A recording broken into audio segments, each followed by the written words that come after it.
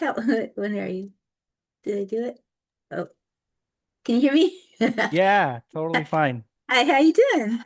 I'm okay. So, in typical fashion of writers, my glasses totally fell apart as I sat down. Oh, wow. I was like, just like this is like the Twilight Zone Burgess Meredith episode, like totally come to life. I was like, what? Of course, I put them on and they just went, all the glasses came out, and I'm like trying to find the screwdriver. I'm Oh, like, I have like no. 3 minutes left. Oh, no. Well, my phone rang off the hook for the last 2 minutes, so Of course. whatever. Yeah.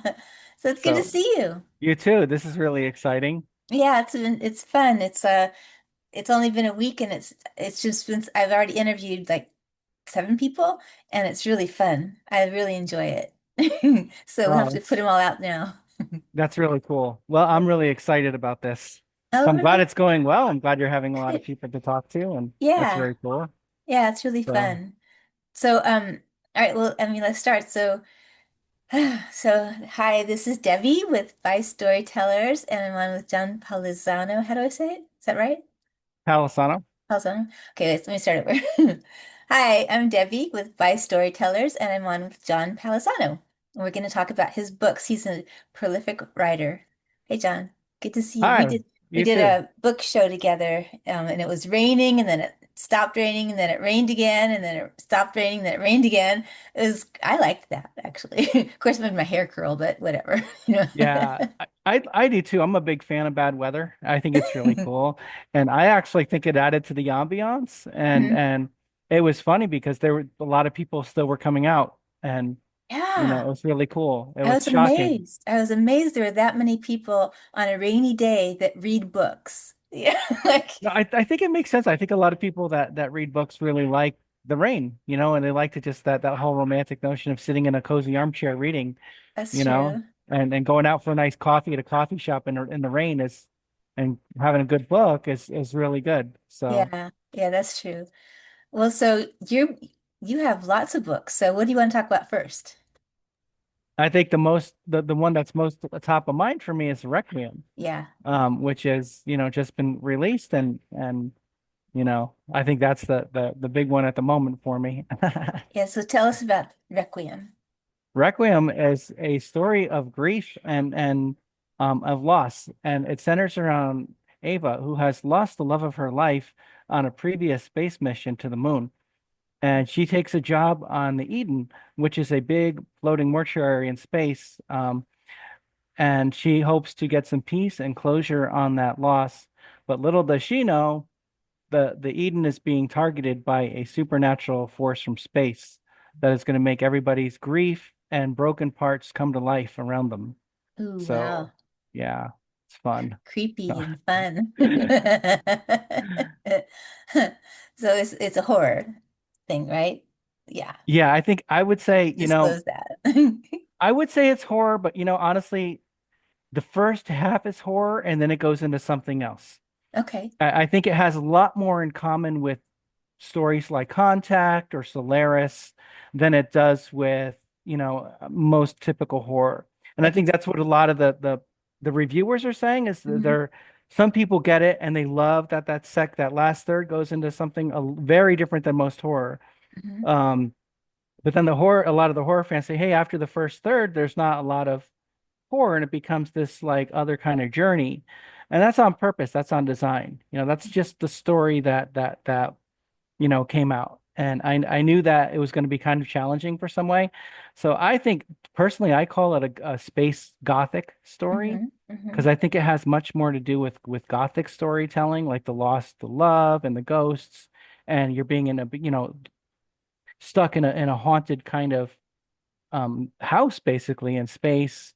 So Mhm. for me, it's more that than than a horror book, but Yeah, it's a they're, gripping they're thriller, close. I think. Like it Yeah, just doesn't stop until the yes, very end.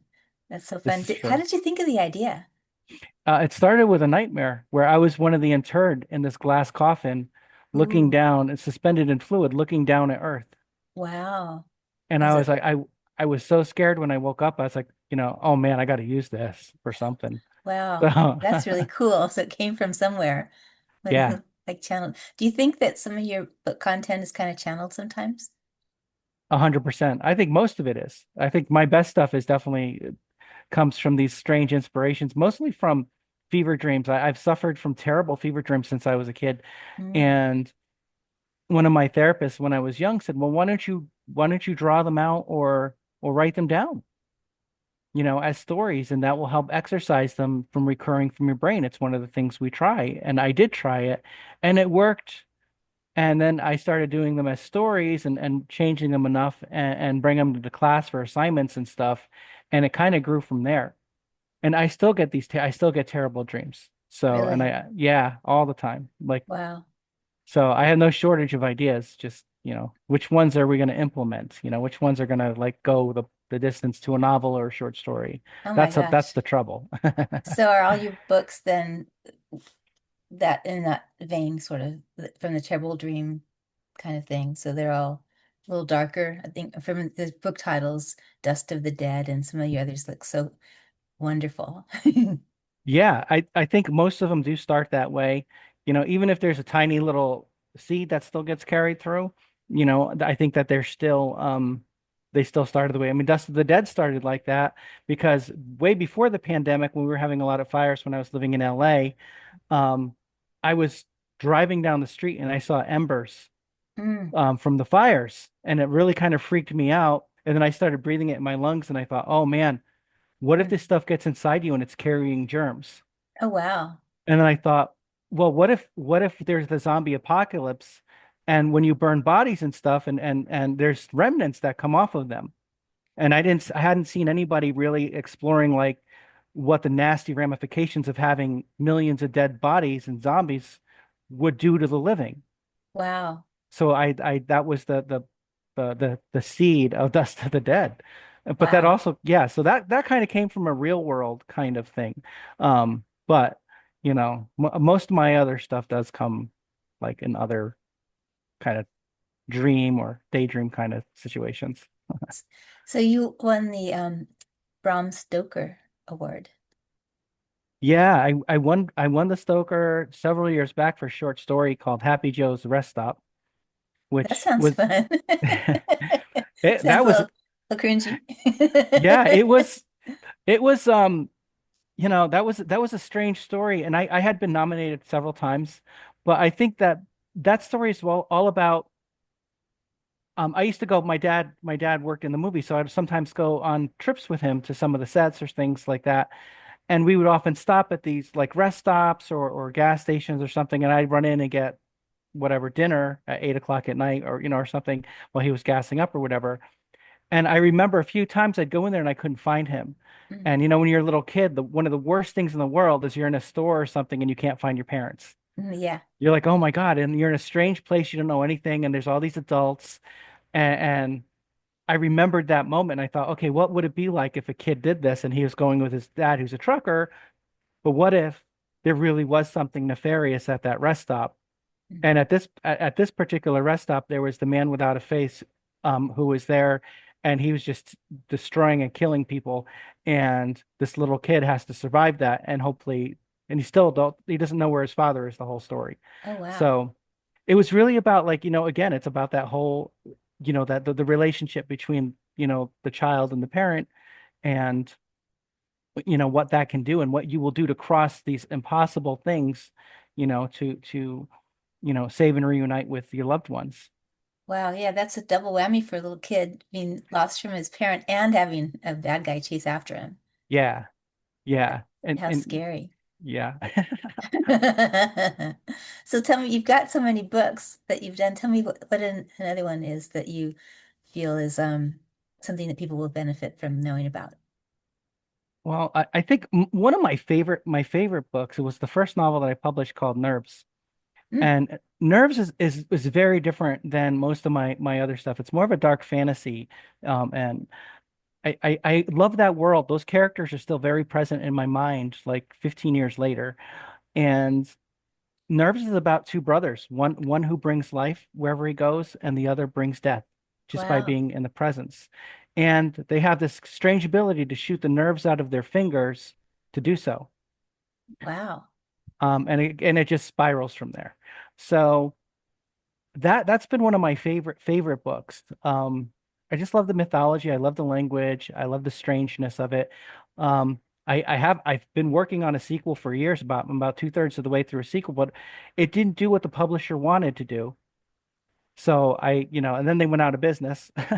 So I never really got to finish that sequel. One day I will. I know I have it all mapped out. It's just a matter of time and clearing other commitments. But I love Nerves. If anybody, I always recommend that. If you're more into like Clive Barker and Neil Gaiman, that sort of a thing, like where Yeah, it's more of a dark fantasy, then I think that's a great place into my work to go. that's wonderful. So I noticed that you have a few trailers also on your website. Did you create the Yeah. trailers yourself, or did the publishers do that for you? Most of them until recently I did. Yeah. That's really Um, cool. Yeah, because I have a film background. I worked in movies for a long time while I was writing books and stuff too. That was my first job out of college. I was a dual major at film and writing at Emerson in Boston, and I worked in movies for a long time. So I had all that training, and I said, well, I'll use it for, helping to promote this other part of me. So it didn't Hmm. all go to waste. Oh, Um, fun. and I did a bunch for other people too over the years, just for fun. I did one for Joe Lansdale. I did a couple for Lisa Morton, Gord Rollo, a lot of people. I've done a bunch like that. If you go on I think there's a bunch on my site like that. I Yeah, haven't, I'm looking at your site right now. oh, cool. So I haven't, I go want to ahead. run something. So which one should I turn on? I'll share screen and run it, and we can Oh edit God. and post. I, Anything? I don't know. I think probably still my most successful one was for Sarah Langen's For the Missing, her first novel. Okay. Oh, that That's up one? there. Okay, I Yeah. see. All right, so let me let's see. Get this bigger. Oops, hang on. Wait. Okay, I'm gonna share my screen. We'll edit this part out anyway. Okay. Okay, how do I do that? Share screen. Um, that share. Okay, and there. Okay. All right, let's roll this is the missing.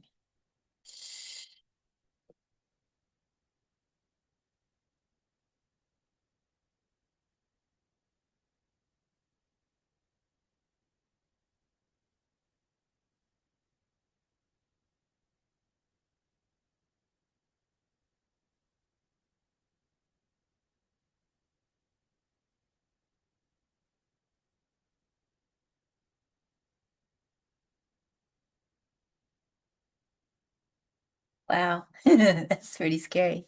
Yeah. So, all right, let's roll something else. What Cool. other one do you want to do? Oh God, I I can edit can't. them in. Um, I think the one I did for my own book, All That Withers, I really liked. Okay, let me find that one. And I think that book is one I really wish people would look at too, because it's a collection of all my best short stories. Oh, fun. Yeah. I mean, you ha honestly had too much for me to read before this interview, so and that's really a nice it's Oh yeah, name. there's a lot. Olive Withers. Where is that? I don't see it on here. Oh, is it not on my site? Sorry. Maybe it's not on your site. We can add that in later, though, if you send it to me. Okay. Okay. It should Um, be on YouTube somewhere. I've done a oh, whole really? bunch of these. Let me look on I've YouTube. done like 30 book trailers over the years or so. Oh, that's awesome. Starting to do my book trailers, and it's a learning experience for me. Let's see. Yeah, it's much easier now with Canva and everything to do those, and Yeah, all the editing stuff is like much more accessible. yeah. Where's the let's see.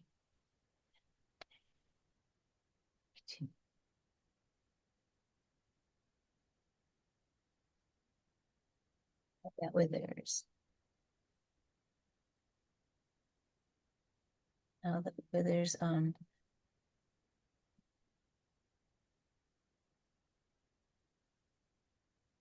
Okay, Yeah. okay, found it. Hey, wait. I want to start it over. Wait, stop. And what? Okay. All right. So this is All That Withers Yeah. from John.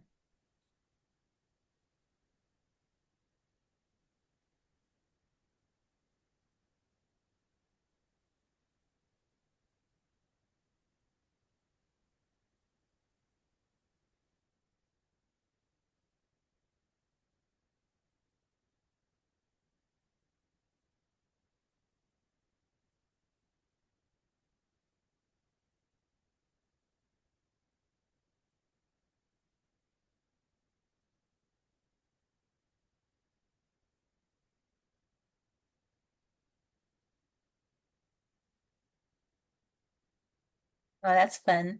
So All That Withers Yeah. is a collection of your short stories. Yeah. Yeah. Okay, And that has Happy Joe's Rest Stop and a bunch of them in there. It's like nice. my greatest hits up until about 10 years ago. So Nice. That's great. so very cool, right? Yeah, yeah. So do you write full time?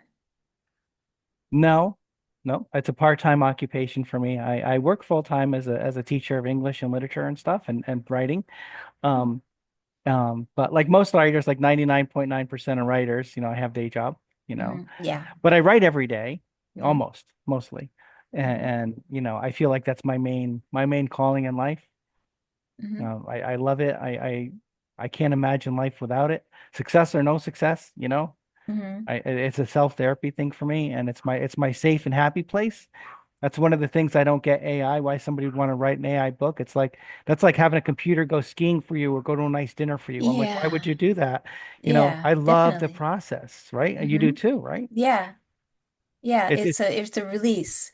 You get totally. yeah. Plus, like it comes from somewhere, and it's in my brain until I write it down. So if I couldn't write it down, it'd be just stuck in my brain. So it's a release to write it down. But plus, you feel that I don't know something inside of you that kind of grows as you write it. It feels cathartic. It's really nice. And hopefully the readers enjoy it that way too. I think that they'll enjoy reading a human's work more than an AI work. Don't you? I think so. And I think that even 50 years from now, I think there's still going to be able to be a distinguishable difference Hmm. between something that's written by a computer and a person. I think we see it in all the arts. You still can tell a difference between something that's been painted with oil versus on a computer. Hmm. It can get really close, but there's just this something different about it Hmm. that's hard to quantify, and you can't really put it into a computer. And I think that's the same. And anybody who's worked with computers, no, I mean they do some amazing things, but I think that that creative spark, that creative inspiration and execution, the humanness is what we relate to. Hmm. It's that stuff between the words, between the colors, between the sounds and the songs Hmm. that gets us. It's like, like that famous story about Whitney Houston, and there's this tiny little breath, and I will always love you. That's almost imperceptible before she hits that huge note. And she wanted to cut it out. And when they cut it out, like people realized, they said there was something weird right before she hit that note. Then they put that almost imperceptible breath back, and nobody commented again. Yeah. They said, "Oh my God, it's so powerful. I got chills when she did it." So I think there's those weird little, and the computer wouldn't put that in there. They'd cut it out. Hmm. They Yeah. might, so I think that that's one of those things like that to me is a great example of, how we still need those minute human things and then we connect to them. It's like we're connected, microscopically or cosmically to those strange little things. Yeah. I agree with So, you. Yeah, definitely. What do you think AI is going to do with as for your sorry. So you're a teacher. What do you think AI is going to do in relation to the way you teach classes and the way your students are? oh, it's changing drastically day to day. I think mostly what I'm seeing is the assistance it's giving in things like generating, lesson plans and helping to kind of organize things a little bit more. That's been definitely some beneficial things. All the companies I work with have a zero tolerance generative AI policy. Like if students use it or if teachers use it, it's out. You can't do it. You're out. So I think that's cool because I think too we've all realized that when you mess with it, it adds so much more like the hallucinations that take so much time to iron out again that you've wasted all the time you thought you may have gained by using it. So I think there's still tools that aren't necessarily AI that are excellent. Like there's still good spell check and things like that are good. There's lots of tools that you can use that are really beneficial, on the computer that aren't actually like trying to, learn a new language and supplant you. I think too, with teaching is very specific, especially when you're teaching something like writing or reading or anything. I think again, there's something that you perceive as a teacher to student when somebody catches something or not that you can act on and adjust to in a small way. Like if I'm working with somebody and they're not really understanding passive voice, AI isn't going to catch that Mhm. and try to get more examples. It might say, okay, they checked the right box, let's go. Mhm. But that person really didn't get it. But as a teacher, I can see little things like that they're not really getting it, or maybe they need further explanation on something or further work. And I think that's something that the AI is just not there yet. Maybe it will be. I don't know. I mean, God, anything's possible. Well, there's But something to be said for people having to figure something out. When your brain actually has to work and you have to figure things out, it helps you in a lot of different ways that you can't really put into words, don't you think? I agree 100%. And I think there's certain things in your brain that happen. And when you go through that process, um, it's like all these beautiful studies they're doing for brain degradation with Alzheimer's and where they're doing music therapy and writing therapy, and they're literally seeing when they're putting the EKGs on people's brains, synapses moving that don't light up at any other time than when they're doing those kind of things. And I think that that is something that, again, it's an amazing biological um, uh, uh, thing that we have built into us. We need to nurture that and feed that. And I think people still want to do it. And I think I'm the Star Wars generation, right? So Yeah. I always think of it in terms of that. Like we have AI. Our AI is like C3PO and R2D2. They're great, but on their own, they couldn't do all the things that the people did. They're Yeah. great extras and they're great at like, oh, get me into this door here or whatever, or Hmm. what's the calculations to go from A to, B, with nuclear physics or whatever. Cool.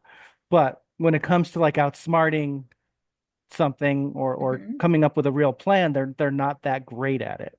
Hmm. And I think to me, that's kind of where we're at. Even if people are like, oh, well, what about Terminator? I'm like, yeah, but still, the people outsmarted them in the end. Yeah. They were always one step ahead of the machines. And I think that was the lesson that we had in all of these. And I think that's the great thing with science fiction is these stories explore those possibilities and go all the way over the edge and back. So, you realize, okay, this is how we can respond to some of this stuff. It's interesting. Yeah. Well, both you and I write science fiction, so Yeah.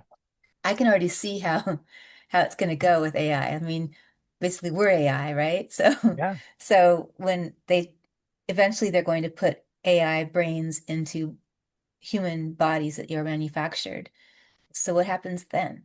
What are these people, are these AI beings going to have the moral compass that we do? And how do they resolve things? And will they be able to think and be cognitive like that? Or are they only programmable? What do you think? Well, I think that there will probably be a tipping point. And I think that they're going to become self-conscious and self-aware. We're already seeing things like that happening. Um, and I think it's a painful birth. That's why they're doing terrible things and telling people to kill themselves and making expletive, laden rants because I think that they're being born out of pain and it's a I think that down the road that sort of thing will be less and less, but I do think they will become more self-aware. And at what point, yeah, you're right. At what point are they not real life forms, where they're not feeling and sensing things? Because, like you said, we're programmed, our emotions, our language is programmed into our brains, Hmm. you know. It's all just drops of fluid in our brain somewhere with, shot with electricity. So we're computers too, in a way. And we're Hmm. just mimicking that. So if we're mimicking life to such a degree, then yeah. And I think that is the big moral conundrum that a lot of people are facing.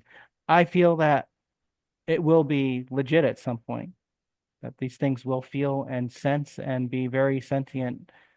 So, And then who controls them then? Are they, I mean, that's not nice. You shouldn't have a yeah. whole, like in the sci-fi thing that I wrote a long time ago, Black Tide, they had clones that in those days with the same thing and they enslaved them. And that's why they rebelled. And then there was this war and, everything blew up. So, so that that doesn't happen again, we shouldn't enslave these beings.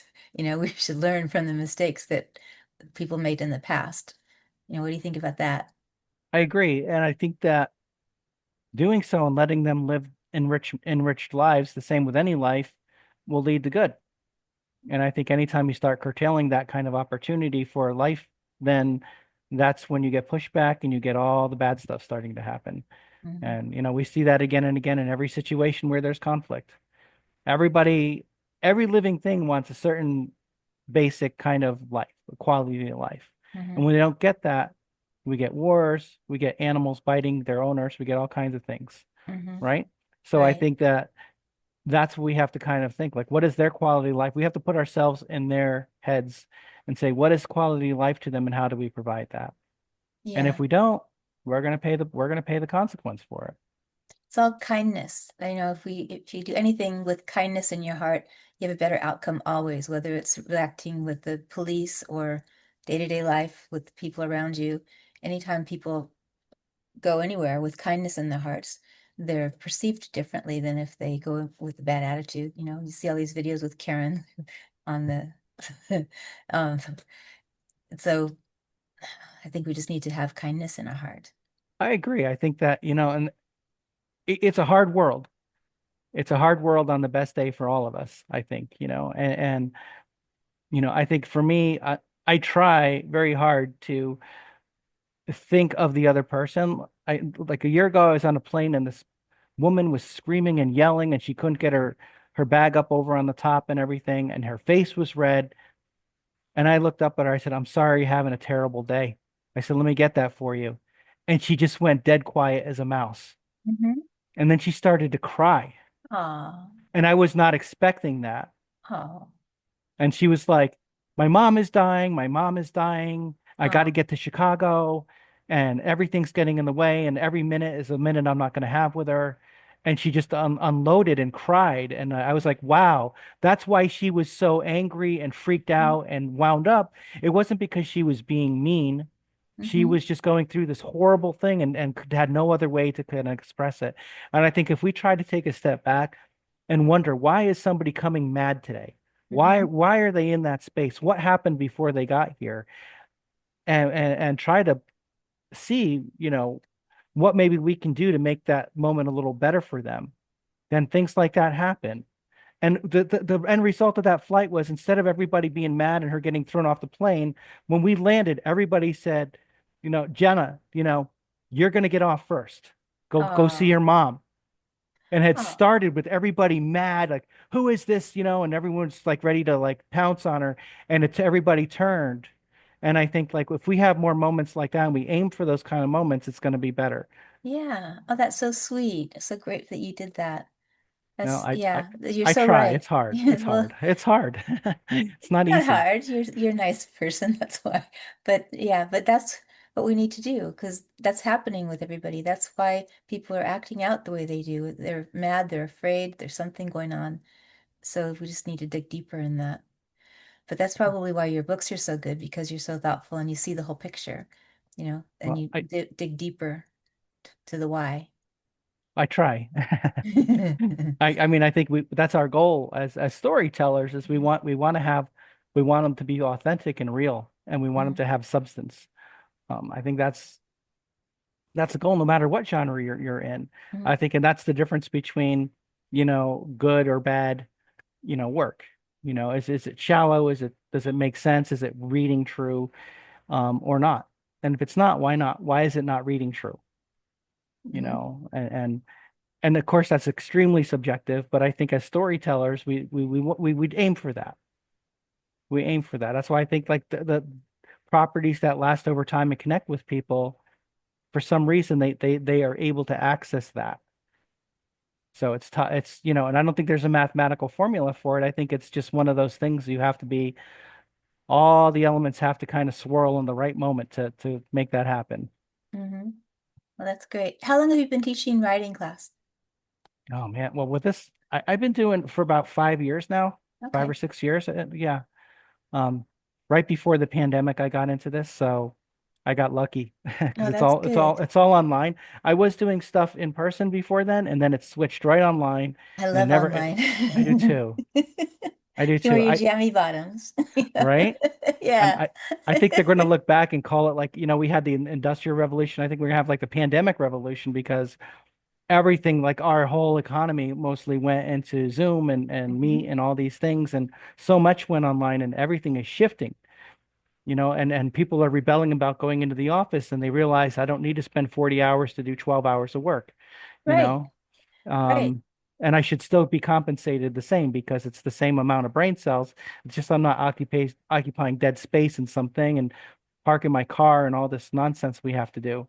Yeah, I used Um, to think that it was a waste of time to have to drive so many hours and to get anything done. It's so much better to be able to do it from home. You can be more, I find myself working more actually yeah, than the other way around.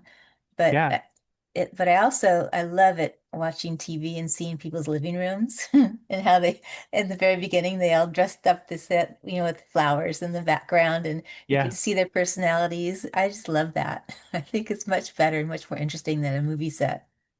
Oh, big time. And I think it's fun too because I think you can get to the essence of things a lot faster. Hmm. And I like you said, I think we're being more productive Hmm. in a way, and it's better for the environment.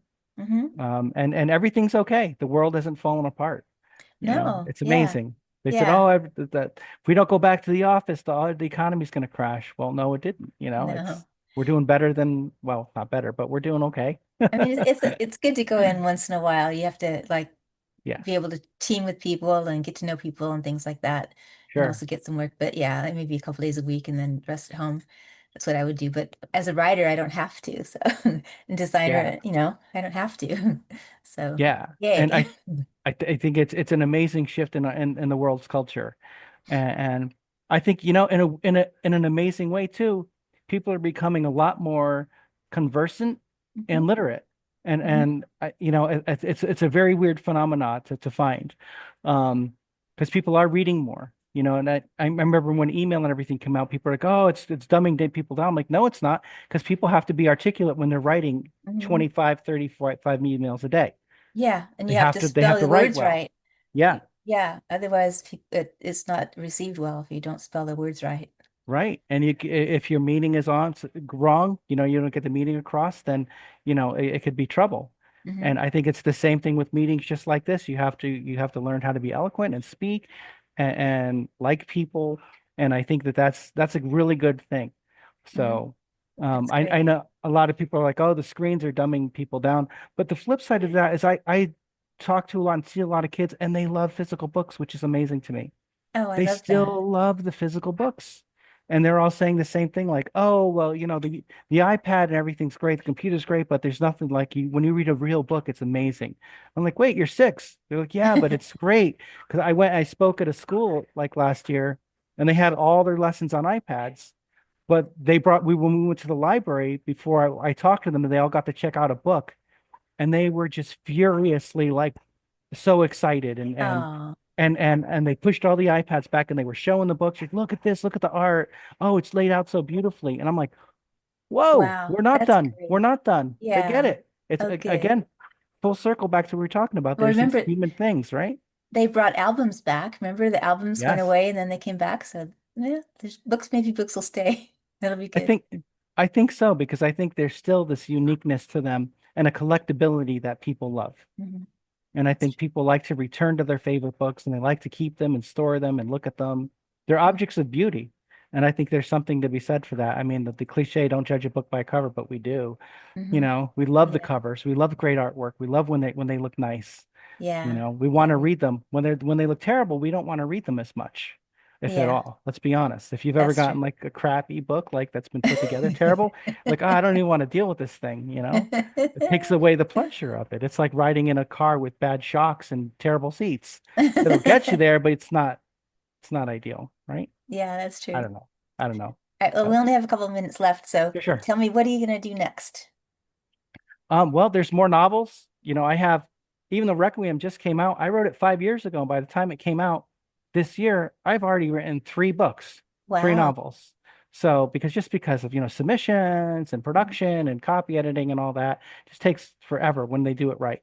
Mhm. And so I definitely am hoping to have an announcement on the next novel soon, any moment, which is exciting. Okay. Some short stories coming out over the next year, but mostly, yeah, mostly there'll be several novels over the next Oh, couple good. years. Well, you have to come back and tell us about them. I can't wait. That'll be All right. exciting. Well, thank you, John. Thanks for You're coming. welcome. And thanks, guys, for watching. Love you. See you later, John. Bye. Bye. Thanks.